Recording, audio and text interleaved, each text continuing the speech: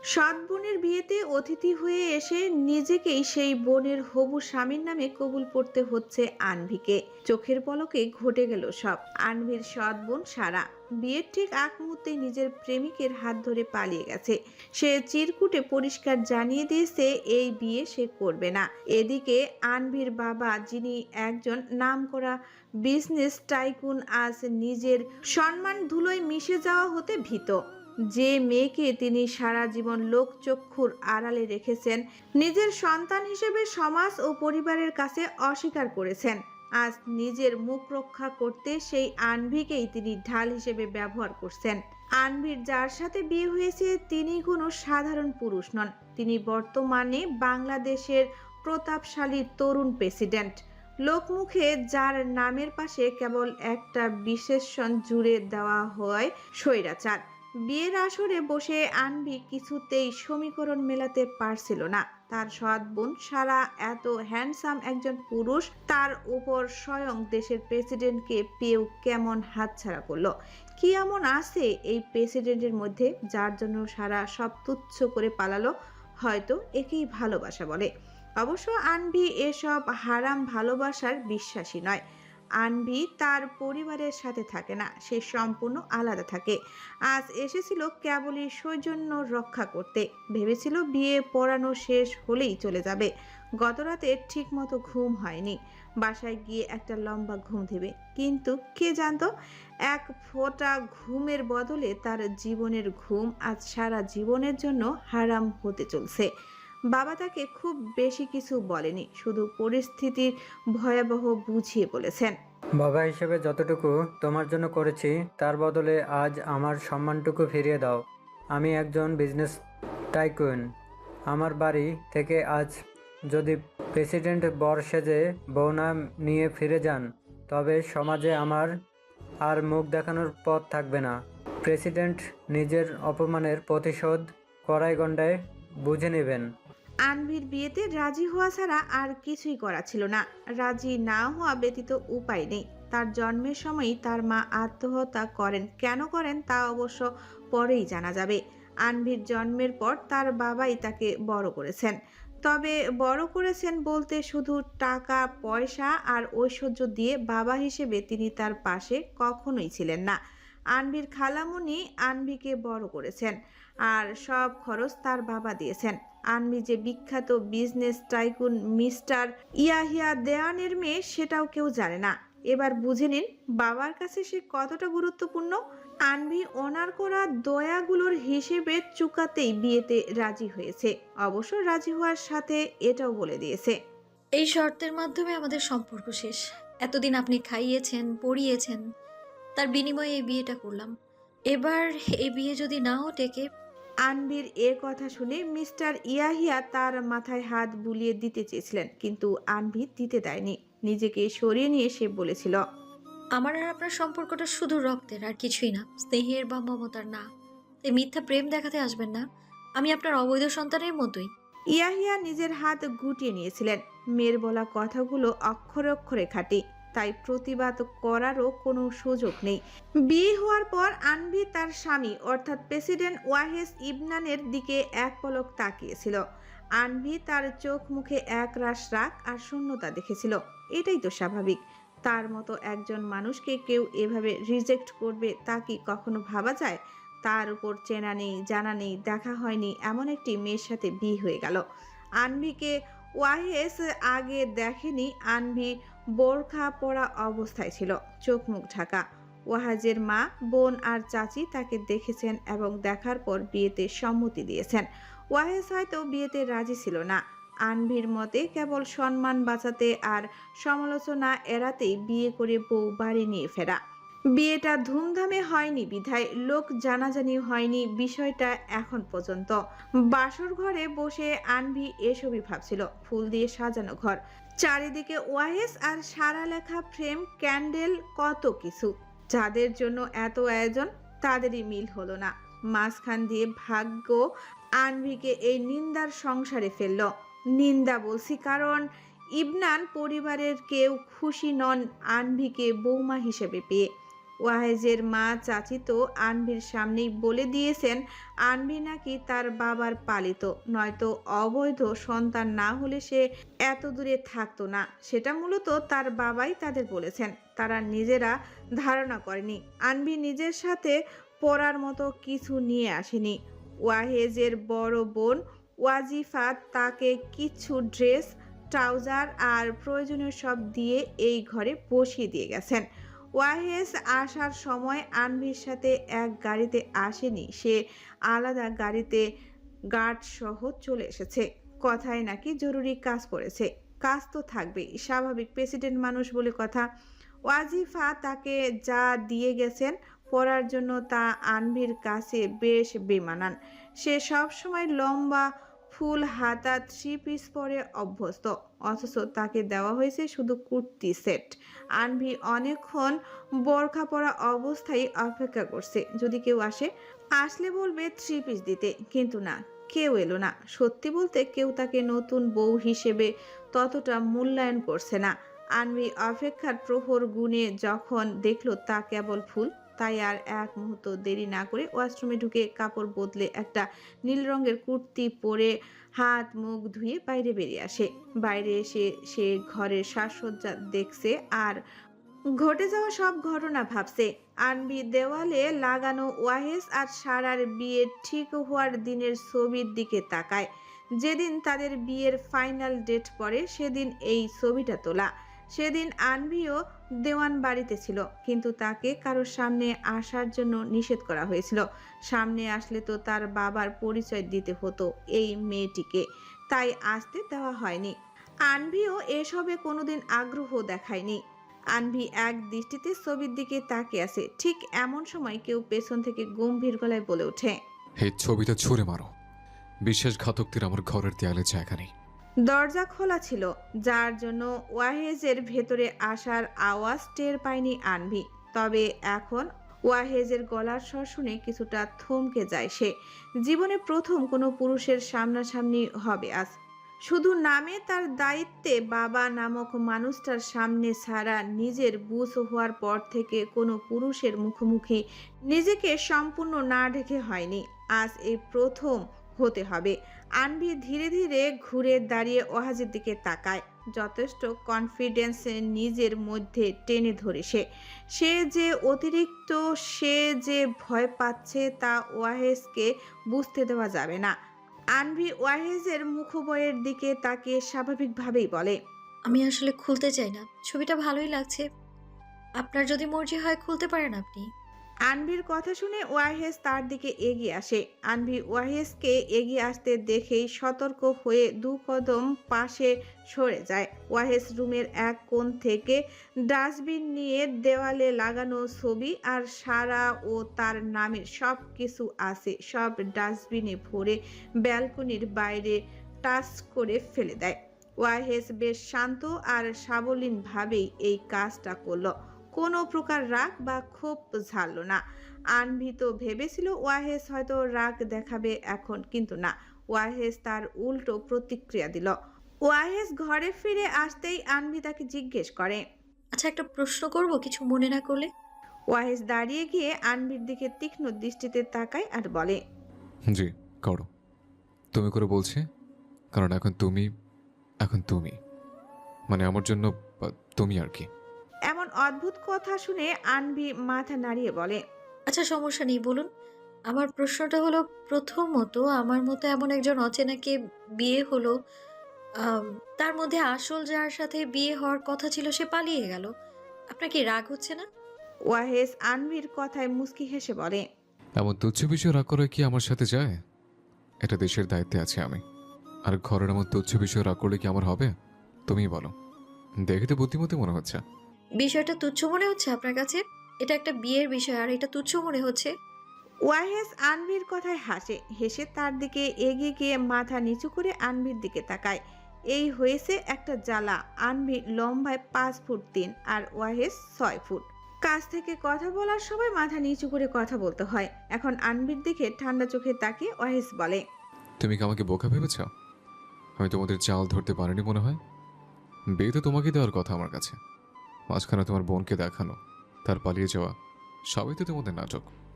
তুমি তোমার বাবার অবৈধ সন্তান, তোমাকে নিজের মেয়ে বলে তো ধুমধাম বিয়ে দিতে পারবে না। তাই এই খেলাটা খেললে তোমরা আমাদের সাথে। খেলেছো যখন ভালোই হয়েছে, কিন্তু মনে রেখো, বিয়ে যতই হোক বউ কখনো হতে পারবে না। আমি ওয়াহাজ ইবনান এমন বেঈমান নারীকে নিজের স্ত্রী হিসেবে কখনো স্বীকৃতি দেব না। আনভি কথাগুলো শুনে স্তব্ধ হয়ে দাঁড়িয়ে থাকে। তার কি বলা উচিত এখন? এসব কি বলছে ওয়াহিস? সে কিভাবে বোঝাবে? এসবের কিছুই সে জানে না। আনভি অনেকক্ষণ চুপ থেকে ফিসকে হেসে ওয়াহিসকে বলে, আমার ইমান নিয়ে কথা বলার অধিকার আপনার নেই। আমি এইসবের কিছুই জানতাম না। ইভেন মিস্টার ইয়াহিয়া মানে সম্পর্কে যে শুধুমাত্র আমার বাবা, তার সাথেও আমার এসব নিয়ে কথা হয়নি। দাওয়াত পেয়েছিলাম, এসেছিলাম দোষ কাটাতে। দোষ কাটাতে এসে দোষী সাব্যস্ত হয়ে যাব, এটা তো ভাবিনি আমি। আপনার যদি মনে হয় আপনার ধারণাই সঠিক, তাহলে আমায় ডিভোর্স দিতে পারেন আপনি। আপনি ডিভোর্স দিলে আমি চিরতরে মুক্তি পাই বাবা নামক মানুষটার থেকেও। আনভির কথার কোনো উত্তর দেয় না ওয়াহিস। উল্টো নিষ্প্রহ কণ্ঠে শুধু জানিয়ে দেয়, তুমি চাইলে সোফায় থাকতে পারো, কিন্তু আমার বিছানায় তোমার জায়গা হবে না। আনভিও এর বিপরীতে কোনো প্রতিবাদ করে না, মুখ ফুটে একটি টু শব্দ করে না। নীরবে মেনে নিয়ে আলাদা একটা ব্ল্যাঙ্কেট হাতে চুপচাপ সোফায় শুয়ে পড়ে। সব যন্ত্রণা কষ্ট একপাশে রেখে নিদ্রায় ডুব দেয়। ঘড়িতে এখন রাত 4টে। আনভি নিজের জন্য কিছু সাথে না আনলেও ফোনটা সাথে রেখেছে। নিস্তব্ধতা ভেঙে তার ফোনটা বেজে ওঠে তাহাজ্জুদের অ্যালার্ম। রাতে ঘুমাতে দেরি হয়, আজ অ্যালার্মটা ইচ্ছে করে একটু দেরিতে দিয়েছে সে। অ্যালার্মের শব্দে চোখ মেলতেই অভ্যাসবশত বিড়বিড় করে ও। বিসমিল্লাহ। ঘুম ছেড়ে উঠতে শরীর সায় দেয় না। আনভির চোখের পাতায় আঠার মতো লেগে আছে ঘুম। তবু সেই আড়ষ্টতা কাটিয়ে ঘুম জড়ানো চোখে উঠে দাঁড়ায় সে। অন্ধকারে কিছুটা সামনেই জায়নামাজে বসে আছে ওয়াহেস। নামাজ শেষ করে আপন ধ্যানে মগ্ন হয়ে বসে আছে জায়নামাজে। আনভি জেগে ওঠার শব্দটা কানে যেতেই মনে মনে এক অদ্ভুত প্রশান্তি অনুভব করে ওয়াহেস। যাক, মেয়েটা তাহলে নামাজ কালাম পড়ে। অবশ্য তার পর্দার কড়াকড়ি দেখেই এমনটা আন্দাজ করেছিল সে, আর এখন হাতে নাতে তার প্রমাণ পেল। এদিকে ঘুমের ঘোরে আনভির টেরি পায় না সামনে কেউ আছে। হাঁটতে গিয়ে হঠাৎ ওয়াহেজের পায়ের উপর পাড়া দিয়ে বসে সে। পায়ের নিচে জ্যান্ত মানুষের স্পর্শ পেতেই ছিটকে সরে দাঁড়ায় আনভি। অন্ধকারে বুঝতে পারে না কার গায়ে লাগলো। এদিকে ওয়াহেজ একদম নিশ্চুপ, টু শব্দটিও করে না। সে যেমন বসেছিল তেমনই স্থির হয়ে বসে আছে। সিটকে সরে গিয়ে চোখ কসলাতে কসলাতে ঘরের লাইটটা অন করে আনভি। আলো জ্বলে উঠতেই তার বিস্ময়ের সীমা থাকে না ওয়াহেজকে জায়নামাজে বসে থাকতে দেখে। তার মানে ওয়াহেজ তাহাজ্জুদ পড়ছিল, আর সে কিনা তার পায়ে। বিষয়টা মগজে আসতেই লজ্জায় আর অপরাধ বোধে কুঁকড়ে যায় আনভি। দ্রুত ওয়াহেজের সামনে বসে তার পায়ে আলতো হাত ছুঁয়ে তোতলামি করে বলে ওঠে, সরি, আমি আমি আসলে খেয়ালই করিনি আপনাকে। ওয়াহেজ কোনো উত্তর দেয় না। ভারী এক নীরবতার সঙ্গী করে সে জায়নামাজ থেকে উঠে দাঁড়ায়। মুখটা থমথমে গম্ভীর করে রাখে। খুব যত্ন করে জায়নামাজটা ভাঁজ করে সে। এই ভাঁজের ভেতরে নিজের বিরক্তিটুকু লুকিয়ে রাখে। আনভির এমন দৃশ্য দেখে বেশ বিরক্ত হয়। ওয়াহেজের এমন আচরণ নিজের প্রতি এক ধরনের অপরাধবোধ হতে থাকে তার। বুকের ভেতরটা কেমন যেন করে ওঠে। একটা দীর্ঘশ্বাস গোপন করে সে ধীর পায়ে ওয়াশরুমের দিকে এগিয়ে যায়। মনে মনে ভাবে, কি অদ্ভুত এক মানুষ এই ওয়াহেজ ইবনান। দুর্বোধ্য এবং কঠিন এক মানব। ওয়াহেজ ততক্ষণে পড়ার টেবিলে গিয়ে বসেছে। সামনে কোরআন শরীফ রাখা, সেটি বিসমিল্লাহ বলে খোলে। আনভি অজু সেরে এসে তোয়ালেতে মুখ মুছতে মুছতে চারপাশে চোখ বোলায়। সে জায়নামাজ খুঁজছে মূলত। ওটা ভাঁজ করা অবস্থায় রাখা সেই টেবিলটায়। যেখানে বসে ওয়াহেস এখন কোরআন তেলাওয়াতে প্রস্তুতি নিচ্ছে। আনভি ধীর পায়ে হেঁটে টেবিলের দিকে এগিয়ে যায়। এগিয়ে গিয়ে যেই না সে জায়নামাজটা স্পর্শ করে অমনি ওয়াহেস কোরআন শরীফ বন্ধ করে তীক্ষ্ণ স্বরে ধমকে ওঠে। এই আলমারিতে আরেকটা আছে, এটা হাত দেবে না, খবরদার। আমার কোনো জিনিসে হাত দেবে না। নিস্তব্ধ ঘরে হঠাৎ এমন ধমকে আনভি চমকে ওঠে, শরীরটা কেঁপে ওঠে তার, কিন্তু পর মুহূর্তেই নিজেকে সামলে নেয় সে। জায়নামাজ থেকে হাতটা সরিয়ে নিয়ে শান্ত চোখে তাকায় ওয়াহেজের দিকে, তারপর সরাসরি প্রশ্ন করে বসে। আপনি এতটা রুড কেন বলুন তো? একটু সুন্দরভাবে কি কথা বলা যায় না? ওয়াহেজ কিছু বলতে যাবে তার আগে আনভি থামিয়ে দিয়ে আবার বলে। কলবের তো একটা নিজস্ব সৌন্দর্য আছে। আপনি চাইলেই সুন্দর করে বলতে পারতেন, এই জায়নামাজটা আমার, তুমি অন্যটা ব্যবহার করো। আমি আপনার স্ত্রী। আপনি সেটা মনে প্রাণে মানুন বা না মানুন, কাগজে কলমে আমি আপনার স্ত্রী। আর স্ত্রী হিসেবে না হোক, একজন সাধারণ মানুষ হিসেবে তো অন্তত মার্জিত ভাষায় কথা বলা দায়িত্ব আপনার, তাই না? এই জবান আল্লাহর দান, এটা আপনার একার সম্পত্তি নয়। এর সদ্ব্যবহার করুন। এক নাগারে কথাগুলো বলে আনভি উত্তরের অপেক্ষা না করে আলমারির দিকে এগিয়ে যায়। ওয়াহেদ চুপ করে থাকে। আনভির যুক্তির পিঠে দাঁড় করানোর মতো কোনো শব্দ তার মুখে আসে না। আসলে সে নিরুপায়। তার মনের গহীনে এখনো সারার বসবাস। কাউকে ভালোবাসার অবস্থায় অন্য কাউকে মেনে নেওয়া যে কতটা কঠিন তা কেবল ওয়াহিদই জানে। এক বিশাল দোটানায় ভুগছে সে। আনভিকে সে কোনোভাবেই নিজের জীবনে জায়গা দিতে পারছে না, হয়তো কোনোদিনও পারবেও না। আনভি নতুন জায়নামাজ বিছিয়ে নেয়, বিসমিল্লা বলে তাহাজ্জুদের নিয়ত বাঁধে। বাইরের পৃথিবী এখন ঘুমে আচ্ছন্ন, কিন্তু এই ঘরে দুজন মানুষ জেগে আছে, একজন প্রার্থনায় আর অন্যজন অনুশোচনা আর ভালোবাসার দ্বন্দ্বে। আনভি সামাইরা সিদ্রা। আনভি ইয়াহিয়া দেওয়ানের মেয়ে, বয়স 22, অনার্স দ্বিতীয় বর্ষের শিক্ষার্থী, সাথে একজন গ্রাফিক ডিজাইনার। এতটুকু এখন জেনে রাখুন তার পরিচয় সম্পর্কে। ওয়াহেস ইবনান, প্রেসিডেন্ট অব বাংলাদেশ, বয়স 31। ভাই বোন তারা 3 জন। বড় বোন ওয়াজিফা, তারপর তার ছোট বোন আয়রা, যে আনভির বয়সী। বাবা মিস্টার রেজওয়ান ইবনান, মা উষা খাতুন। সকাল গড়িয়েছে বেশ খানিকটা। হাতে একটা গাঢ় নীল রঙের দামি শাড়ি আর সিমসাম কিছু গহনা নিয়ে ওয়াহেজের মা উষা ধীর পায়ে ছেলের ঘরের দিকে এগিয়ে আসেন। এখন ওয়াহেজ ঘরে নেই, সম্ভবত সকালেই কোথাও বেরিয়ে গেছে। বিশাল ঘরটার এক কোণায় রাখা সোফায় গুটিসুটি মেরে বসে আছে আনভি।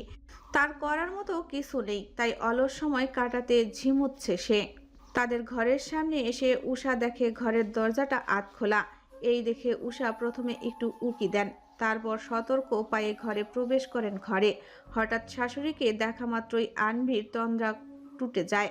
ধর ফরিয়ে সে এক লাফে দাঁড়িয়ে পড়ে সে।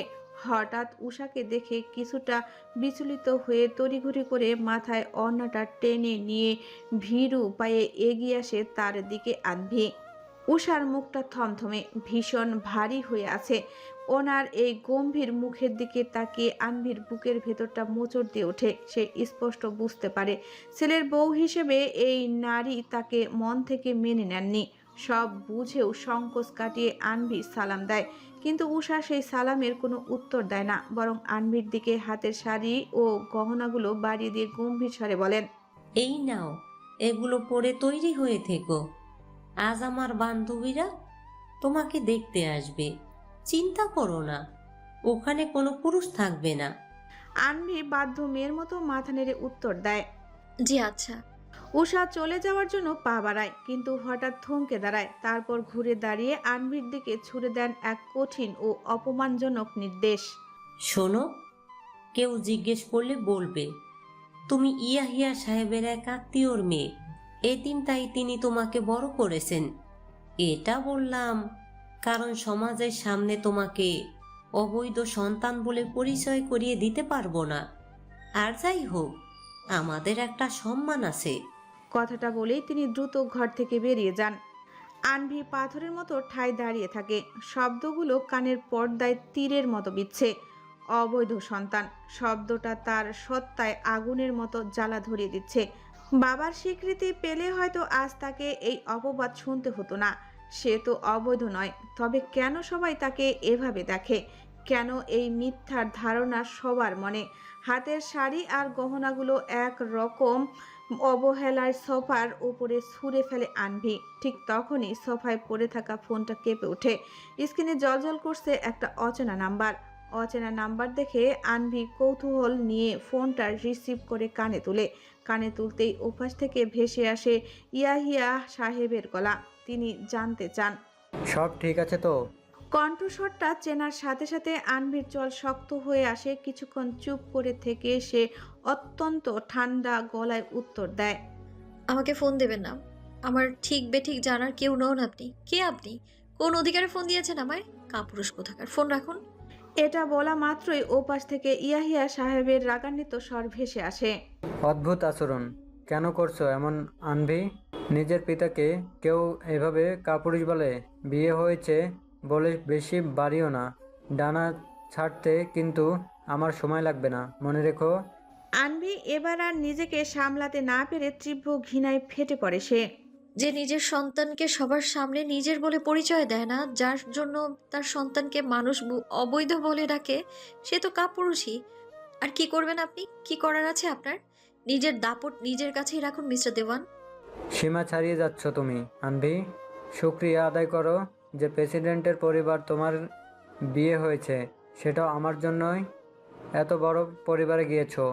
আনভি তাকে থামিয়ে দিয়ে বিদ্রুপের হাসি হেসে বলে। হ্যাঁ, আদায় করছি, খুব করে আদায় করছি। আপনি যেমন ঠিক তেমনই একটা পরিবারে দিয়েছেন আমাকে। যার সাথে বিয়ে দিয়েছেন সে তো আমাকে বউই মনে করে না। আপনার মতো জানোয়ারই বা কেন আমার বাবা হলো? আমি ভেবে পাই না। বাবারা নাকি সন্তানের ভালো চায়, অথচ আমার বাবা সবসময় আমার খারাপ চেয়ে এসেছেন।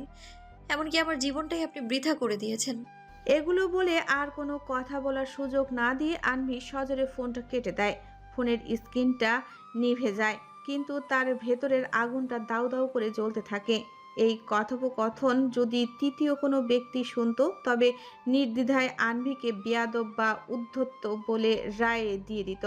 কিন্তু কেউ যদি তার আর তার বাবার সম্পর্কের পেছনের করুণ ইতিহাসটা জানতো, তবে সেও দীর্ঘশ্বাসে ফেলে বলতো, এমন বাবা যেন কারো না হয়। ফোনটা কেটে আনভি বিরক্ত নিয়ে বিছানায় রাখা শাড়ি, চুড়ি আর গহনাগুলোর দিকে তাকায়। এসব সাজসজ্জা তার একদম পছন্দ নয়, বরং এক ধরনের অস্বস্তি কাজ করছে এগুলো দেখে। তার উপায় নেই। আনভি শাড়ি, ব্লাউজ আর পেটিকোটটা হাতে নিয়ে কাপড় বদলানোর কক্ষে যায়। পেটিকোট আর ব্লাউজটা কোনো মতে গায়ে চড়ালেও বিপত্তি বাঁধে শাড়ি নিয়ে। জীবনে সে শাড়ি পরেনি, নিয়মকানুনও জানে না। অগত্যা ফোনটা হাতে নিয়ে ইউটিউবে শাড়ি পরার টিউটোরিয়াল অন করে সে। ভিডিওর নির্দেশনায় আপ্রাণ চেষ্টা করছে শাড়িটা কোমরে পেঁচানোর। আঁচলটা মেঝের উপর লুটুপুটি খাচ্ছে। আনভি আয়নার সামনে দাঁড়িয়ে গভীর মনোযোগে শাড়ির কোমরে পেঁচাতে ব্যস্ত। দরজায় হুক যে লাগায়নি সেদিকে তার খেয়ালই নেই। ঠিক সেই মুহূর্তে কোনো নখ ছাড়াই দরজা ঠেলে রুমে প্রবেশ করে ওয়াহেস। ভেতরে পা রাখতেই তার পায়ের গতি থেমে যায়, চোখ আটকে যায় সামনের দৃশ্যে। গাঢ় নীল রঙের পেটিকোট আর ব্লাউজ পরিহিত আনভি আয়নার সামনে দাঁড়িয়ে, শাড়ি গায়ে জড়ানো নেই। আনভির ধবধবে ফর্সা মেদহীন পেট আর পিঠ স্পষ্ট হয়ে উঠেছে ওয়াহেজের চোখে। এত কাছে দাঁড়িয়ে থাকায় আনভির নাভির পাশের ছোট্ট কালো তিলটাও তার নজর এড়ায় না। আনভি আয়নায় ওয়াহেসকে দেখে জমে যায়। বিদ্যুৎ পৃষ্ঠের মতো দুজনে কিংকর্তব্য বিমুখ হয়ে একে অপরের দিকে তাকিয়ে থাকে কয়েক মুহূর্ত। সংবিত ফিরতেই আনভির মেঝের উপর থেকে আঁচলটা তুলে কোনো মতে গায়ে জড়িয়ে আর্তনাদ করে ওঠে। আস্তাগফিরুল্লাহ, নাউজুবিল্লাহ। আল্লাহ আমার সব দেখে নিল। আল্লাহ, আল্লাহ তুমি এটা স্মৃতিশক্তি কেড়ে নাও। আনভির চিৎকারে ওয়াহেজও যেন ঘোর থেকে ফিরে আসে। ঝট করে উল্টো ঘুরে দাঁড়িয়ে সেও বিড়বিড় করে ওঠে। আউযুবিল্লাহি মিনাশ শাইতানির রাজিম। আল্লাহ, তুমি দেখালে কি আমায়? ছি ছি। সিসি তো করছে, কিন্তু পরক্ষণেই তার মনের অবচেতন কোণ থেকে আওয়াজ আসে। কি সুন্দর দৃশ্য ছিল ওটা!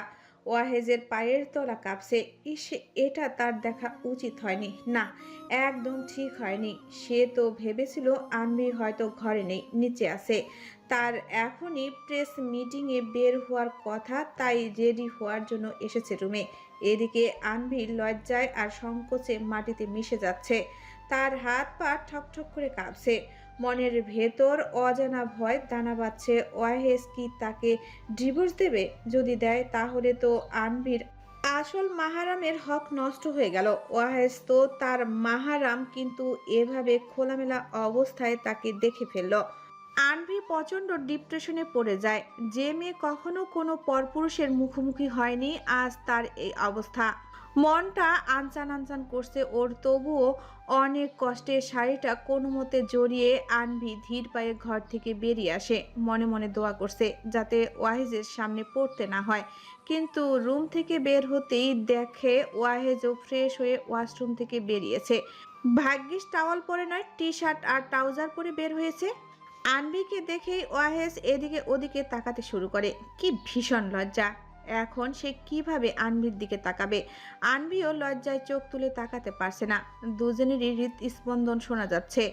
এক পর্যায়ে নীরবতা ভেঙে ওয়াহেজ জোরে একটা অস্বস্তিকর শ্বাস ছেড়ে নিজেকে সামলে নিয়ে বলে, লিসেন, এটা একটা মিস্টেক ছিল, আমাদের এটা ভুলে যাওয়া উচিত। ওয়াহেজের কথায় আনভিও সামান্য সাহস পায়। চোখের পাতা ঝাপটিয়ে আমতামতা করে সে বলে, জি জি ঠিক আছে, তবে এরপর থেকে নক করবেন, এভাবে হুট করে প্রবেশ করবেন না। ওয়াহেজও মাথা নেড়ে সায় দেয়। তুমি দরজাটা লক রেখো। কথাটা বলেই ওয়াহেজ দ্রুত পায়ে ঘর থেকে বেরিয়ে যাওয়ার জন্য পা বাড়ায়, কিন্তু দরজার চৌকাঠে গিয়ে তার পা থেমে যায়। মন মানছে না।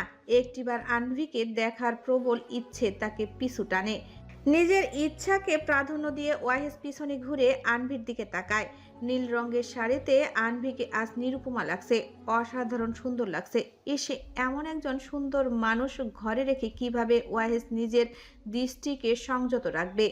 আনভির থেকেও বেশি সুন্দর লাগছে আনভির চুলগুলো। ওয়াহেস এই প্রথম খেয়াল করলো আনভির চুল এত লম্বা। খোলা চুলগুলো পায়ের গোড়ালি ছুঁয়ে ঝরঝর করে পড়ছে। ঘন কালো কেশরাশি। এমন চুল ওয়াহেস বাস্তবে কখনো দেখেনি। তবে তার জানা আছে এই চুল সম্পর্কে। বিজ্ঞানের ভাষায় এটি অ্যানাজাইন ফেস এর দীর্ঘস্থায়ী রূপ। এটি কোনো জাদুকারী বিষয় নয়, বরং জেনেটিক একটি বিরল দেখা।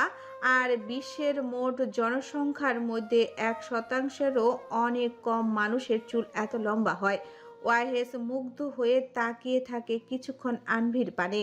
ওয়াহেসকে নিজের দিকে ওভাবে হা করে তাকিয়ে থাকতে দেখে আনভি ভ্রু কুঁচকে তীক্ষ্ণ দৃষ্টিতে তাকায়। আনভির সেই তাকানোতে ওয়াহেজের ধ্যান ভাঙে।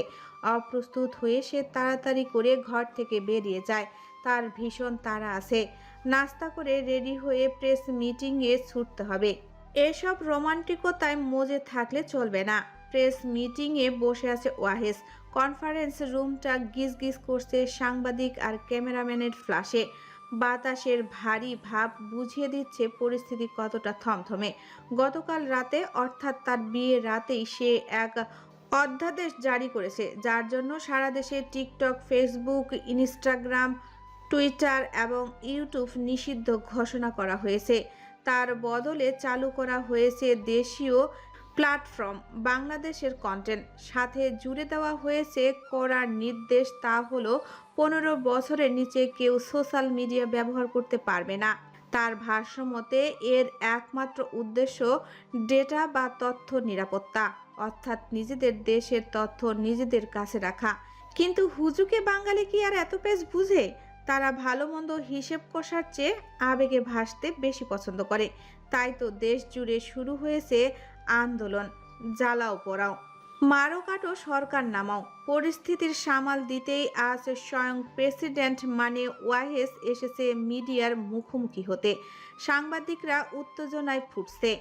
একের পর এক প্রশ্ন আর অভিযোগের তীর ছুটছে ওয়াহেজের দিকে। মিস্টার প্রেসিডেন্ট, এটা কি বাক স্বাধীনতায় হস্তক্ষেপ নয়? তরুণ প্রজন্ম কি তবে বিশ্ব থেকে বিচ্ছিন্ন হয়ে যাবে? জনগণ কি এই সিদ্ধান্ত মেনে নিয়েছে? প্রশ্নবাণে জর্জরিত মঞ্চ, অথচ ওয়াহেস অদ্ভুত রকম শান্তি নিয়ে বসে আছে। তার চোখ মুখে কোনো ভাবান্তর নেই। সে শুধু মাথা নেড়ে সবার কথা শুনছে, প্রতিটি অভিযোগ মনোযোগ দিয়ে হজম করছে। ঘণ্টাখানেক ধরে চলা অভিযোগ আর প্রশ্নের ঝড় যখন কিছুটা থিতিয়ে আসছে, তখন নড়ে চড়ে বসে ওয়াহেস। এতক্ষণ ধরে সবার সব কথা, সব বিষোদ্গার সে মুখ বুজে শুনেছে। হল রুমটা হঠাৎ পিনপতন নীরবতায় ডুবে যায়। সবাই অধীর আগ্রহে অপেক্ষা করছে প্রেসিডেন্টের উত্তরের জন্য। ওয়াহেস ধীরস্থির ভঙ্গিতে মাইকটা নিজের দিকে টেনে নেয়। তার দৃষ্টি একবার পুরো ঘরটা স্ক্যান করে নেয়, তারপর ভরাট ও গম্ভীর কণ্ঠে সে বলতে শুরু করে। বিসমিল্লাহির রহমানির রহিম। আসসালামু আলাইকুম প্রিয় দেশবাসী। আপনারা জানেন কেন আজ আমি এখানে। গতকাল আমার কলমের এক খোঁচায় বাংলাদেশ থেকে ফেসবুক, টিকটক, ইউটিউব, টুইটারের মতো তথাকথিত ডিজিটাল আফিম নিষিদ্ধ হয়েছে। আর তাতে আপনাদের অনেকের ঘুম হারাম হয়ে গেছে, তাই না? রাস্তায় নেমেছেন, গলার রগ ফুলিয়ে আমার মুন্ডপাত করছেন। করুন, যত খুশি গালি দিন, কিন্তু মনে রাখবেন, বিষ নামতে গেলে শরীরে একটু জ্বালাপোড়া করবেই। এই জ্বালাপোড়া সুস্থতার লক্ষণ। আপনারা আমাকে জিজ্ঞেস করছেন কেন এই নিষেধাজ্ঞা, কেন এই কঠোরতা। আমি পাল্টে প্রশ্ন করছি, আমরা কি ভিখারি? আমাদের কি নিজস্ব কোনো স্বকীয়তা নেই? কেন আমাদের জনগণের ডেটা, আমাদের রাষ্ট্রের গোপন তথ্য ভিনদেশি সার্ভারে জমা থাকবে? আমরা নিজেদের মেধা দিয়ে যখন নিজস্ব প্ল্যাটফর্ম দাঁড় করিয়েছে, তখন অন্যের দূর করে গোলামি কেন? দাসত্বের শিকল ভাঙতে কষ্ট হয়, আমি জানি। যুগ যুগ ধরে বিদেশি অ্যালগোরিদমের দাসত্ব আমাদের মগজে ঢুকে আছে, কিন্তু এই শিকল আমি রাখবো না। আপনারা হয়তো কিসের জন্য ক্ষিপ্ত হচ্ছেন? আমি কি সবকিছু নিষিদ্ধ করে আপনাদের অন্ধ করে দিয়েছে? না, আমি আপনাদের হাতে তুলে দিচ্ছি বিকল্প। সেই বিকল্প ব্যবহার করুন। আমরা তৈরি করেছি একেবারে নতুন নিজস্ব একটি all in one super platform, যার নাম বাংলাদেশ কানেক্ট। এক জায়গায় পাবেন সব সোশ্যাল ফিড, বিনোদনের জন্য শর্ট ভিডিও, ছবি স্টোরি শেয়ারিং, আর প্রিয়জনের সাথে দ্রুত বার্তা বিনিময়ের সুবিধা, সাথে ইউটিউবের মতো ভিডিও দেখতে পাবেন। এই প্ল্যাটফর্মের প্রতিটি কোড, প্রতিটি পিক্সেল আমাদের দেশি তরুণদের হাতে সাজানো। এখানে আমরা সর্বোচ্চ গুরুত্ব দিয়েছি তিনটি বিষয়কে। 1. Data security. আপনার তথ্য দেশের সার্ভারেই থাকবে, কোনো বিদেশি বেনিয়াদের হাতে নয়। 2. User privacy. আপনার ব্যক্তিগত জীবন সুরক্ষিত থাকবে। 3. আধুনিক প্রযুক্তি, যা বিশ্বের যে কোনো নামি দামি অ্যাপের সাথে পাল্লা দিতে সক্ষম। এখানে প্রত্যেক নাগরিক নিজের মত প্রকাশ করতে পারবেন নিরাপদে, স্বাধীনভাবে এবং সহজভাবে। আমরা শুধু একটি অ্যাপ তৈরি করিনি, আমরা উন্মোচন করেছি আমাদের ডিজিটাল সার্বভৌমত্বের নতুন দরজা। আমরা কোলাবোরেশন রেখেছি। আপনারা আমাদের প্ল্যাটফর্ম থেকে বিদেশের প্রয়োজনীয় কন্টেন্ট দেখবেন, বাইরের বিশ্ব আমাদের কন্টেন্ট দেখবে, কিন্তু পার্থক্য হলো এবার দড়ি থাকবে আমাদের হাতে, কোনো বিদেশি প্রভুর হাতে নয়। এবং আমার আরেকটি কথা স্পষ্ট শুনে রাখুন, আমি 15 বছরের নিচে কোনো শিশুকে এই ডিজিটাল স্ক্রিনের আসক্তিতে ডুবতে দেব না। আমাদের নতুন প্ল্যাটফর্মে একজন ব্যক্তি একবারে বেশি অ্যাকাউন্ট খুলতে পারবে না, এবং শর্ত একটাই, বয়স হতে হবে 15-র ঊর্ধ্বে। জাতীয় পরিচয়পত্র বা জন্ম নিবন্ধন যাচাই করেই কেবল প্রবেশাধিকার মিলবে। আপনার আন্দোলনে নেমে 15 বছরের নিচের বাচ্চাদের জন্য কেন সোশ্যাল ব্যান করেছে সে কথা বলছেন? একবার ওদের দিকে তাকান, কি বানিয়েছেন আপনার ওদের? বিশ্বের অন্য প্রান্তে যখন কিশোররা ল্যাবরেটরিতে বসে বসে মঙ্গল গ্রহে যাওয়ার ছক কষছে, তখন আমাদের বেশিরভাগ কিশোররা রিলস বানিয়ে কোমর দোলাচ্ছে। ক্রিঞ্জ কন্টেন্ট গেলতে গেলতে ওদের মগজ পুচে পুজ হয়ে গেছে। ওরা রোবট বানাবে কি? ওরা নিজেরাই তো এক একটা মগজবিহীন রোবট হয়ে যাচ্ছে দিনকে দিন। আমি এই আত্মঘাতী প্রজন্ম মেনে নেব না। স্কুল ব্যাগ ফেলে হাতে স্মার্টফোন নিয়ে যারা দেশ ও সমাজকে গোল্লায় দিচ্ছে, তাদের প্রশ্রয় আমি দেব না। ছাত্ররা টেবিলে থাকবে, মাঠে থাকবে, মোবাইল স্ক্রিনে নয়। রিলস ক্রিয়েট করতে করতে বড় হবে, আর একটু বড় হয়ে দেশ ছেড়ে পালানোর ধান্দা, আর দেশে থাকলে চুরির ধান্দা। এই কালচার আমি শেকড় সহ উপরে ফেলবো ইনশাল্লাহ। আপনারা আমাকে সেলুট দেবেন, কি উল্টো চোখ রাঙাচ্ছেন? শুনুন, রাখুন, আমি ওয়াহাজ ইবনান সেই শাসক নই যে আপনাদের হাততালের আশায় দেশের সার্বভৌমত্ব বিক্রি করে দেব।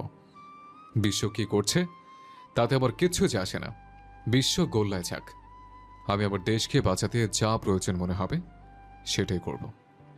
আমরা কারো তালে নাচব না, আমরা আমাদের তালে নাচাবো। বিকল্প দিয়েছি, সে দেশে প্ল্যাটফর্মে আসুন, বাংলাদেশ কানেক্টে আসুন। সেখানে শৃঙ্খলা আছে, দেশপ্রেম আছে, আমাদের মাটির সুর আছে। আর যারা এই সিদ্ধান্তের বিরুদ্ধে বাক স্বাধীনতার বলি আউরে রাস্তায় নামার সাহস দেখাচ্ছেন, তাদের আমি স্পষ্ট সাবধান করে দিচ্ছি, এটা কোনো রাজনৈতিক খেলা নয়, এটা অস্তিত্বের যুদ্ধ। আন্দোলনের নামে যদি কেউ অরাজকতা করতে আসেন, তবে মনে রাখবেন, আমি যেমন গড়তে জানি তেমন ভাঙতেও জানি। আর আগামী 1 মাসের ভেতর বাকি সাইটগুলো দ্রুত ব্যান করে দেওয়া হবে ইনশাআল্লাহ। বিকল্প তৈরি হচ্ছে। This is Wahab Ibnan, president of Bangladesh.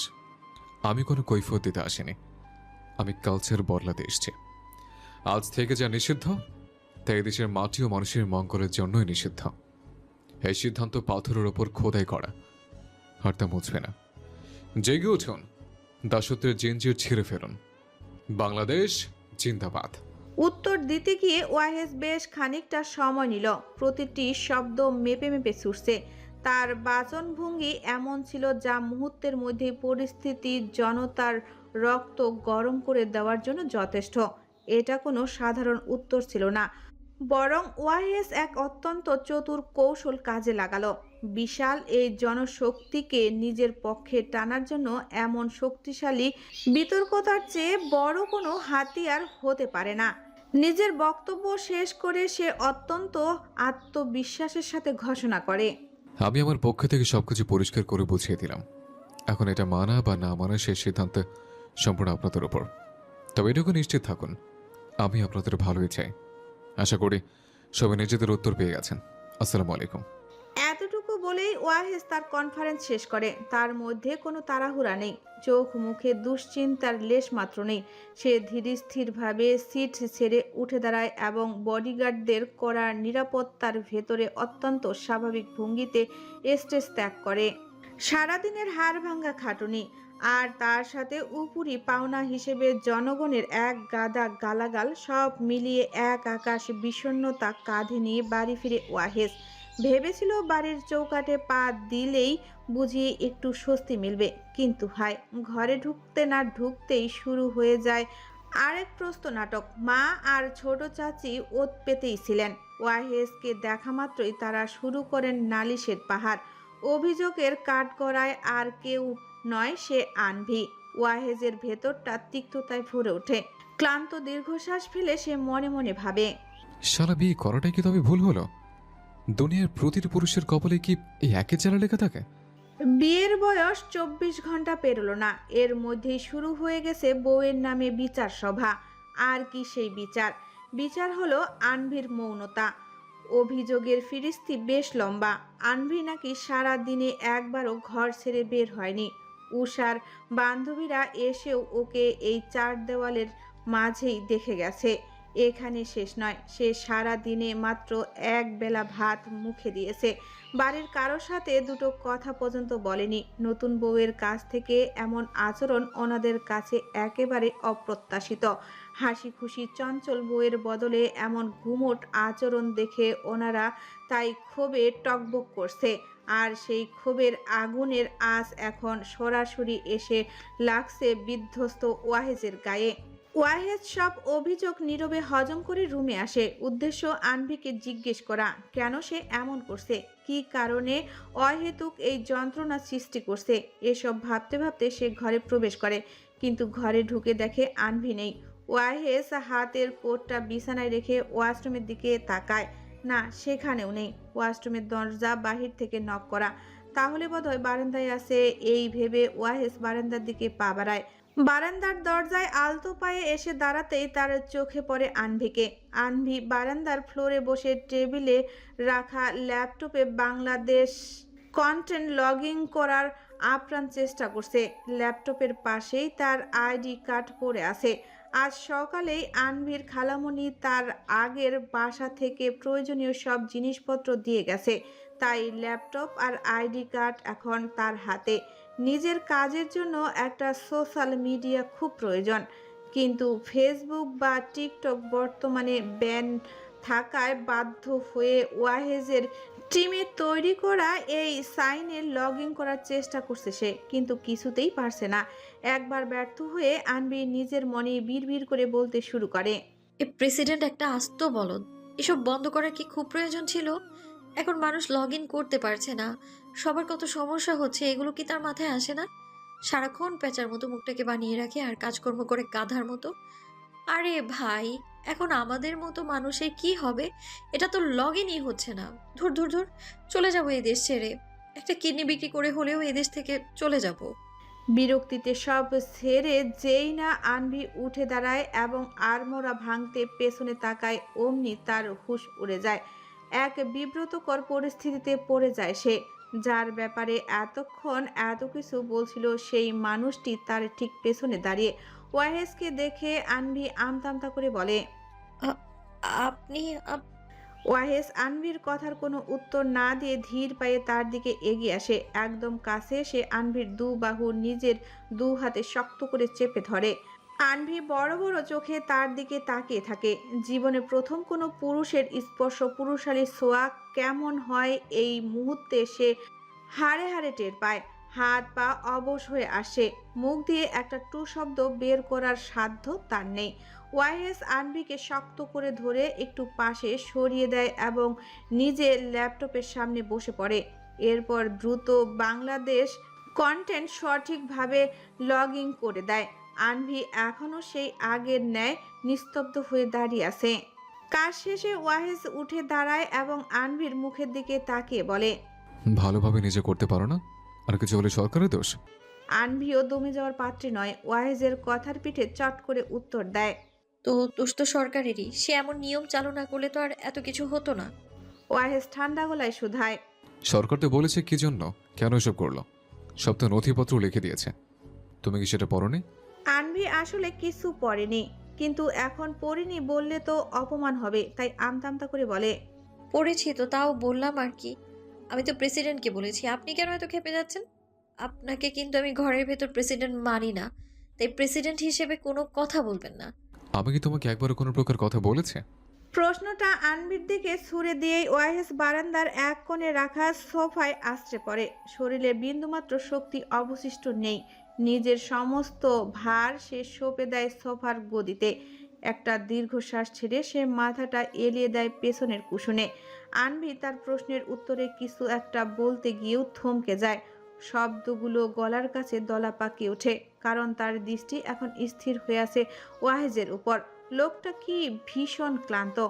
সারাদিনের অমানবিক ধকলে শরীরটা মনে হচ্ছে আর বইতে পারছে না, একদম নেতিয়ে পড়েছে। চোখ দুটো বুজে আছে সে, চোখের নিচে স্পষ্ট কালচে ছায়া। মুখটা কেমন রক্তশূন্য ফ্যাকাশে হয়ে আছে তার। কপালে জমে থাকা বিন্দু বিন্দু ঘাম আর উস্কো শুষ্ক চুলগুলো তাকে আরো বেশি বিপর্যস্ত দেখাচ্ছে। শার্টের হাতাটা কোনোই পর্যন্ত গোটানো, বুকের উপরের কয়েকটা বোতাম খোলা, সেখান দিয়ে দেখা যাচ্ছে ওর ক্লান্ত বুকটা কেমন ঘন ঘন ওঠানামা করছে।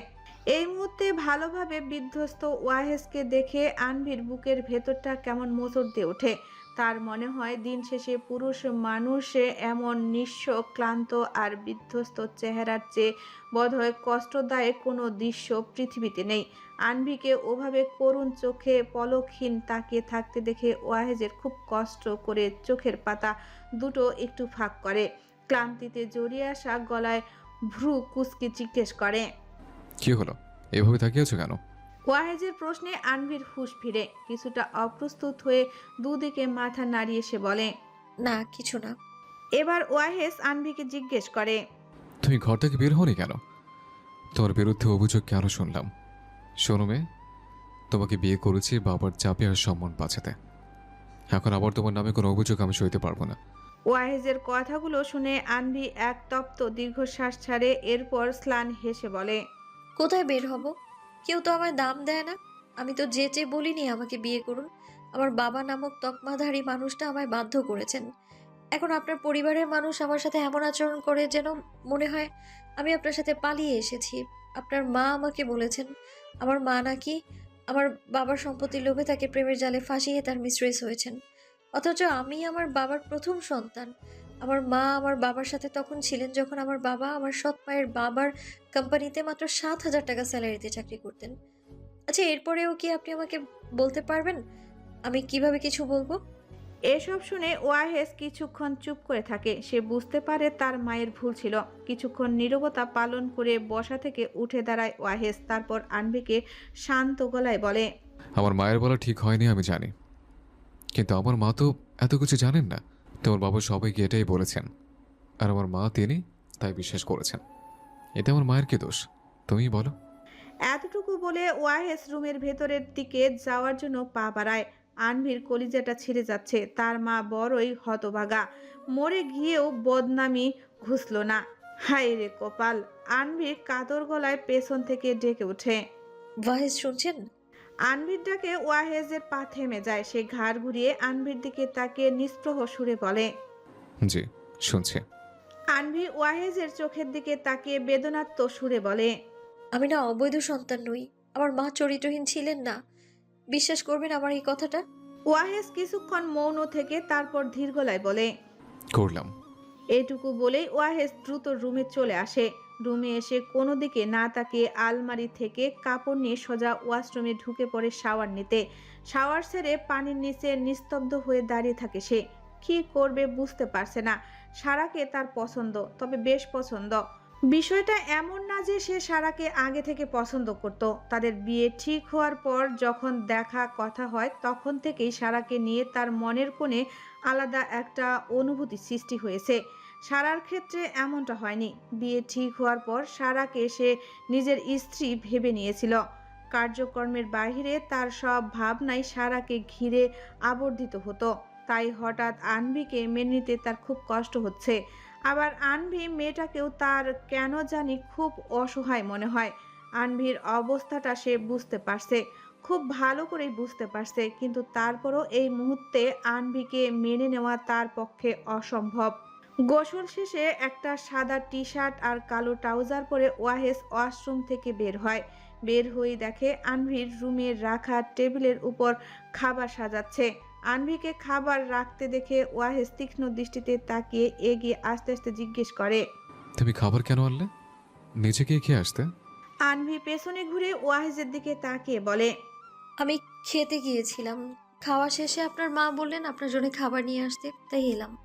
ও, ছোট্ট করে উত্তর দিয়ে ওয়াহেজ চেয়ারে বসে পড়ে।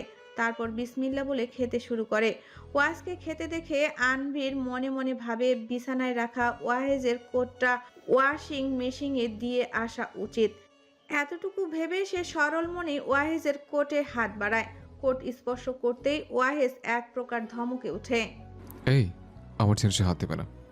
স্ত্রী হওয়ার একদম চেষ্টা করো না। ওয়াহেজের আচমকা ধমকটা চাবুকের মতো আছড়ে পড়ে আনভির আত্মসম্মানে। মুহূর্তেই লজ্জায় আর অপমানে কান দুটো গরম হয়ে ওঠে তার। সি, এভাবে কেউ ধমক দেয়? তবে লজ্জাটা মুহূর্তেই রাগে পরিণত হয়। হাতের কাছে ওয়াহেজের কোটটা সেটা সজোরে ছুঁড়ে মারে আবারও বিছানায়। ছুঁড়ে মেরে তীক্ষ্ণ দৃষ্টিতে তাকায় ওয়াহেজের দিকে। তারপর কণ্ঠে এক রাশ ঝাঁজ নিয়ে কড়া গলায় বলে ওঠে। এত খারুস কেন আপনি? কেন সবসময় এমন করে কথা বলেন? দেব না হাত, আমি একদমই দেব না। আর আপনার মতো এমন একটা পান্ডার স্ত্রী হয়ে থাকার কোনো শখ নেই আমার। কথাগুলো একদমে বলে হন হন করে সোফার দিকে এগিয়ে যায় আনভি। ব্ল্যাঙ্কেটটা টেনে নিয়ে ধপ করে শুয়ে পড়ে সোফায়। আনভির এমন তরাক তরাক কথা আর আচমকা আক্রমণাত্মক আচরণে ওয়াহেজ প্রথমে ভ্যাবাচাকা খেয়ে যায়। কিছুক্ষণ চুপ করে বসে থাকে সে। তারপর কপালে হাত ঘষে বিড়বিড় করে বলে। সারাটা দিন জনগণের গালি খেয়ে ঘরে ফিরলাম একটু শান্তির জন্য, আর সেখানে এসে শুনতে হচ্ছে আমি নাকি পান্ডা। যাক বাবা, রিল্যাক্স ওয়াহাজ, রিল্যাক্স। একটু শান্ত হয়ে নিজের মনেই আবার স্বীকার করে নেয় সে। আসলে ধমকটা বোধহয় একটু বেশি জোরে দিয়ে ফেলেছে। ওইদিকে সোফায় শুয়ে চোখ বুজে ফেলে আনভি। বুক চিরে বেরিয়ে আসে একটা ভারী দীর্ঘ নিঃশ্বাস। অভিমান আর অসহায়ত্ব নিয়ে মনে মনে সে নিজেকে সঁপে দেয় ওপরওয়ালার কাছে। সব তোমার হাতে রাবুল আলামিন। তুমি চাইলেই আমার এই এলোমেলো জীবনটা সুন্দর হতে পারে। একমাত্র তোমার দয়াতেই সবটা সম্ভব। খাবার শেষ করে নিজেই খাবারের ট্রেটা তুলে নিয়ে ওয়াহেজ ধীর পায়ে ঘর থেকে বেরিয়ে নিচে কিচেনে গিয়ে ট্রেটা রেখে আসে। দেশের প্রেসিডেন্ট সে, অথচ তার জীবনযাপনের কোনো বিলাসিতার ছোঁয়া নেই। সব কিছুই ভীষণ পরিণতি, ছিমছাম। এই বিশাল বাড়িতে কাজের লোকেরও হাতে গোনা মাত্র দুজন। নিয়ম একটাই, প্রেসিডেন্ট হও বা যেই হও, নিজের ছোটোখাটো কাজগুলো নিজেকেই করতে হবে। সিঁড়ি দিয়ে উপরে উঠতে উঠতে কপালের চিন্তার ভাঁজ পড়ে ওয়াহেজের। পাকিস্তানের সাথে শেল্টার নিয়ে একটা চুক্তিতে গিয়েছে, কিন্তু জনগণ এই বিষয়টা কিভাবে নিবে সেই চিন্তায় যান যায় যায় অবস্থা। কোনো একটা সিদ্ধান্ত নিলেই হাজারটা ঝামেলা এসে জোটে পিছু ছাড়ে না। চিন্তিত মুখে রুমে ঢুকে এক নজর সোফার দিকে তাকায় ওয়াহেস। আনভির পা থেকে মাথা পর্যন্ত কাঁথা মুড়ি দিয়ে শুয়ে আছে। দৃশ্যটা দেখেই ওয়াহেজের ভ্রু কুঁচকে যায়, মনে মনে ভাবে নিশ্চয়ই ভেতরে ভেতরে ফোন ঘাটছে, তাই এইভাবে চোরের মতো লুকিয়ে আছে। এই ভেবে ওয়াহেস রুমের মেন লাইটটা অফ করে দিয়ে আবসা অন্ধকারে বিছানায় উঠতে উঠতে গলার স্বর চওড়া করে বলে, শোনো, এই ঘরে থাকতে হলে এত রাত পর্যন্ত ফোন ঘাটাঘাটি করা যাবে না। করার নিষেধ কিন্তু দিয়ে দিলাম। ওয়াহেজের কথাটা শুনে কাঁথাটা মুখের উপর থেকে এক ঝটকায় সরিয়ে দেয় আনভি। তারপর তীক্ষ্ণ দৃষ্টিতে ওয়াহেজের দিকে তাকিয়ে সে বলে, চোখ কি 17টা সঙ্গে নিয়ে চলে নাকি আপনি? না দেখি সব বুঝে ফেলেন। ওয়াহেজ বিছানায় উঠে বালিশে মাথা রাখতে রাখতে বেশ ভাব নিয়ে টোন কেটে বলে, চোখ 17টা হোক আর 18টা, যা বোঝার আমি বুঝেছি। ফোন রেখে দাও, এখন এত রাতে ফোন চালানোর কোনো প্রয়োজন নেই। আনভি এবার চরম বিরক্ত নিয়ে বলে ওঠে, আজব তো, আমি ফোন চালাচ্ছি না, খামোকা এত কথা কেন বলতে হবে?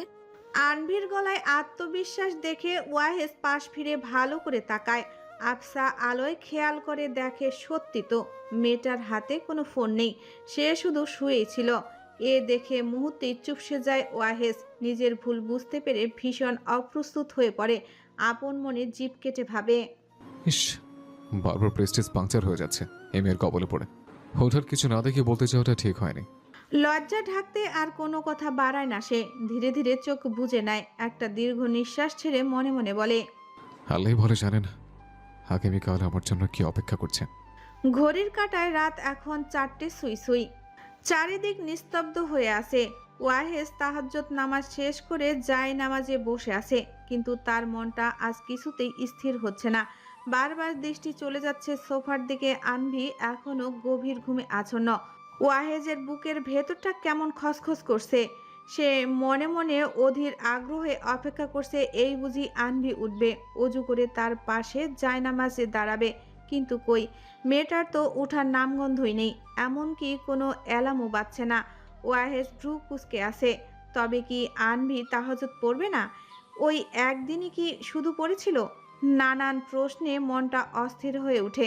না আর ভাবতে পারছে না ওয়াহেজ। সে ধীর লয়ে জায়নামাজ ছেড়ে উঠে দাঁড়ালো। পা টিপে টিপে এগিয়ে আসে আনভির শিওরে। আনভির সামনে দাঁড়িয়ে একরাশ সংকোচ গ্রাস করে তাকে। বুকের ভেতরটা ধক করে উঠে, কিভাবে ডাকবে তাকে? গায়ে হাত দিয়ে ডাকবে নাকি দূর থেকেই আওয়াজ দেবে? এসব ভেবে বেশ কিছুক্ষণ ঠায় দাঁড়িয়ে থাকে ওয়াহেজ। অবশেষে সাহস করে সে হালকা ঝুঁকে আনভির মুখের উপর থেকে কাঁথাটা আলতো হাতে সরিয়ে দেয়। খুব মোলায়েম স্বরে ডাক দেয়, হ্যাঁ মেয়ে, উঠবে না? নামাজ পড়বে না? একবার দুবার টানা 4বার ডাকার পর 50 বারে আনভির কপালে ভাঁজ পড়ে। খুব কষ্টে চোখের পাতা দুটো একটুখানি ফাঁক করে সে। ঘুমের ঘোর এখনো কাটেনি। সেই নিভু নিভু চোখে ওয়াজের দিকে তাকে স্পষ্ট সুরে জিজ্ঞেস করে, কিসের নামাজ? ওয়াহেজ আনভির চোখের দিকে তাকিয়ে ছোট করে উত্তর দেয়, তাহাজ্জুদের। আনভি এখনো পুরোপুরি সজাগ নয়, মস্তিষ্কে ঘুমের প্রবল রেশ। তাই সে আধ বোঝা চোখেই বিড়বিড় করে বলে, আমার নামাজ নেই, এখন পড়বো না। বলেই সে পাশ ফিরে আবার কাঁথাটা টেনে মুড়ি দিয়ে শুয়ে পড়ে। আনভির কথা শুনে ওয়াহেজ মুহূর্তের জন্য থমকে যায়। কান দুটো কিছু গরম হয়ে ওঠে তার। এ কি কথা শুনলো সে? মেয়েটা ঘুমের ঘোরে কি নির্দ্বিধায় বলে দিল কথাটা। যদিও বিষয়টাতে লজ্জার কিছুই নেই, এটি নিতান্তই স্বাভাবিক এবং প্রকৃতির একটি ব্যাপার, তবুও ওয়াহেজের কেন জানি ভীষণ অস্বস্তি আর লজ্জা লাগছে। নিজের বোকামির কথা ভেবে সে দ্রুত পায়ে সেখান থেকে সরে যায়। মনে মনে ভাবে, কেন যে আগ বাড়িয়ে ডাকতে গেল, ধাত। সকাল এখন 8টার কাটায়। আনভি সোফার কোণে বসে পিরিয়ডের ব্যথায় খামচি খাচ্ছে। পিরিয়ডের জন্য পেটের নিচে যে পেন হয় তা কাউকে কখনো বলে বোঝানোর সাধ্য কারো নেই। ওয়াহেজ ফজরের নামাজ পড়ার জন্য বেরিয়েছে যে এখনো বাড়ি ফিরেনি। আনভিও ঘর থেকে বের হচ্ছে না। যেখানে কেউ তাকে মূল্য দেয় না সেখানে সে কথায় যাবে? তাদের সাথে গায়ে পড়ে কেন কথা বলবে?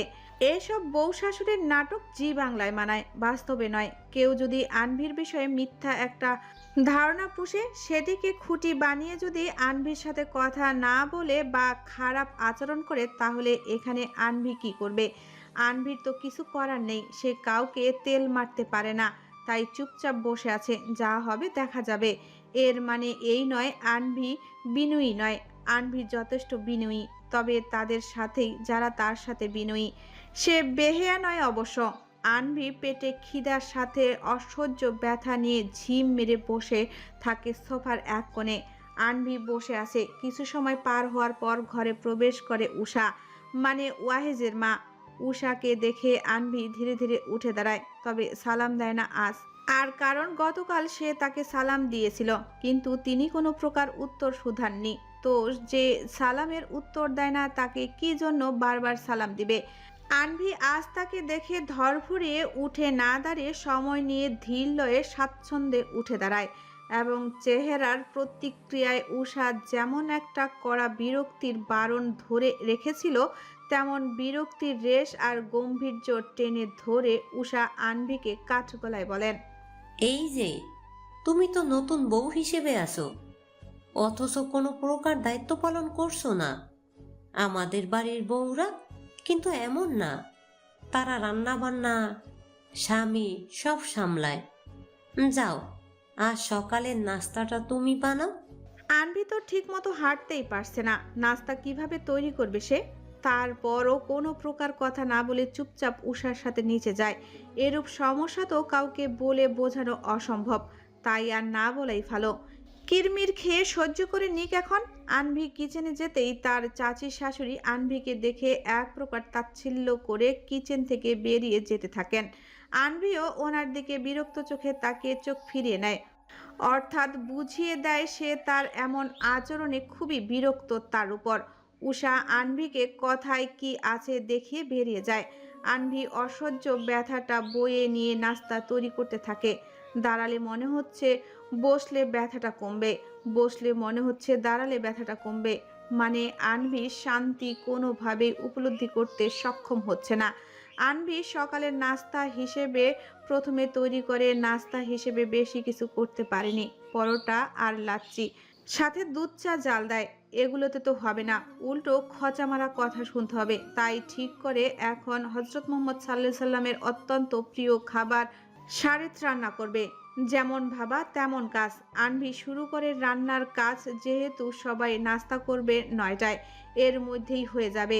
যাবতীয় উপকরণ একসঙ্গে করে প্রথমে সে একটি হাঁড়িতে ঘি গরম করে পেঁয়াজ কুচি, আদা রসুন বাটা ও নানান রকম গুঁড়ো ও গোটা মশলার সাথে হাড়সহ খাসির মাংস ভালো করে কষিয়ে নেয়। মাংস কিছুটা ভাজা হলে সে এতে টুকরো করা টমেটো, আলু, গাজর, লাউ ও পর্যাপ্ত পানি দিয়ে ঢেকে দেয়, যাতে মাংস ও সবজি সেদ্ধ হয়ে দারুণ স্বাদের একটা পাতলা ঝোল বা স্টু তৈরি হয়। রান্না শেষে আনভি একটি বড় পাত্রের নিচে ছোট ছোট টুকরো করে ছিঁড়ে রাখা রুটি সুন্দর করে বিছিয়ে দিচ্ছে এবং তার উপর গরম গরম মাংস, সবজি ও পুরো ঝোলটা ঢেলে দেয়, যার ফলে রুটিগুলো দ্রুত ঝোল চুষে নিয়ে একদম নরম তুলতুলে হয়ে সুস্বাদু শারেত পরিবেশনের জন্য পুরোপুরি তৈরি হয়ে যায়।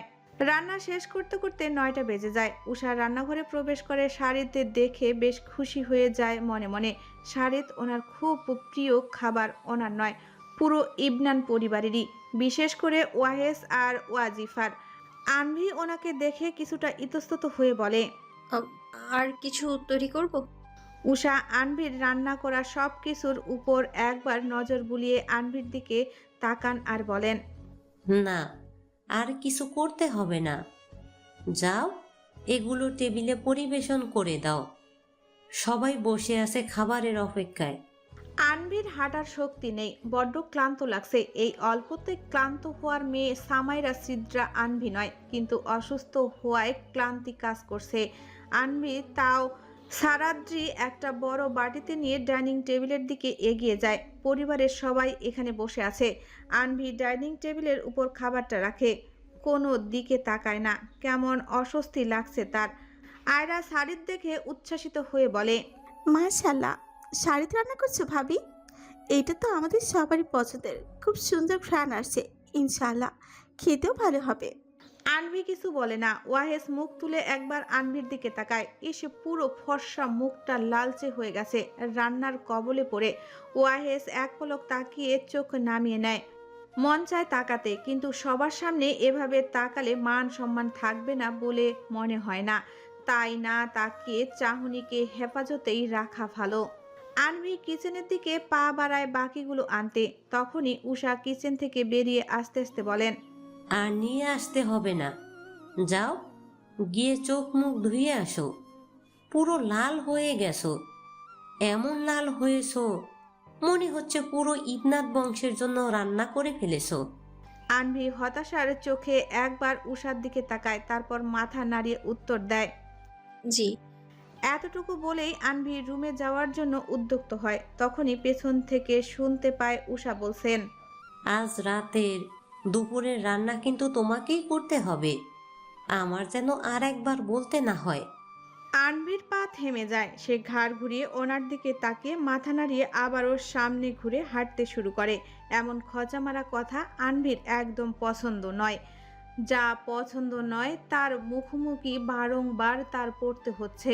দীর্ঘশ্বাস ছাড়া ব্যতীত তার আর কিছুই করার নেই। এটা শ্বশুর বাড়ি, এখানে মানিয়ে নিতে হবে। চারজন চারটে কথা বলবেই, তা শুনেও না শোনার ভান ধরতে হবে। এটাই নিয়তি, আর কিছু করার নেই। আনভি ঘরে এসে সোফায় বসে ক্লান্ত শরীর এলিয়ে দেয়। ইতস্ততা, অপমান, লজ্জা, সংকোচ, অস্বস্তি সব রোগে আক্রান্ত হয়ে গেছে একসাথে সে। মনে মনে ভয় আরেকটা যোগ হয়েছে। তা হলো নাস্তা কেমন হলো আল্লাহই জানে। এই বাড়ির যেই লোকেরা না জানি কোন ভুল বের করে। ফ্রেশ হতে এসেছিল কথায়, আর ফ্রেশ হবে আলসের মতো গা এলিয়ে বসে আছে সোফায়। নাস্তা শেষ করে ওয়াহেস ঘরের দিকে আসে। রেডি হয়ে কার্যালয়ের উদ্দেশ্যে রওনা দিতে তো হবে। ঘরের দরজার সামনে এসে ওয়াহেজের পা থেমে যায়। আড়াল থেকে দেখতে পায় আনভির ছটফটানি পেটের নিচে দু হাত চেপে ধরে উঠে, তো আবার বসে। বসে শান্তি না পেয়ে সোফার কুসুমে মাথা রাখে। এরকম একটু সময় জিরোয়, তারপর আবার উঠে দাঁড়ায়। দাঁত চেপে হাঁটে, তো আবার বসে যায়। পানি খায়, তো আবার উঠে হাঁটতে শুরু করে। বেশ কিছুক্ষণ সময় নিয়ে আনভির কার্যকলাপ লক্ষ্য করে ওয়াহেস। লক্ষ্য করে বুঝতে পায় আনভির পেন হচ্ছে। ও ভীষণ প্যানিক করছে। ওয়াহেস ঘরে ঢুকতে চেয়েও ঢুকে না। দ্রুত পায়ে নিচে লিভিং রুমে এসে উষার সামনে গিয়ে দাঁড়ায়, যিনি নাস্তার শেষে উপরে নিজের রুমে যাচ্ছেন। ওয়াহেস উষার পথ আটকে দাঁড়িয়ে ইতস্তত নিয়ে জিজ্ঞেস করে,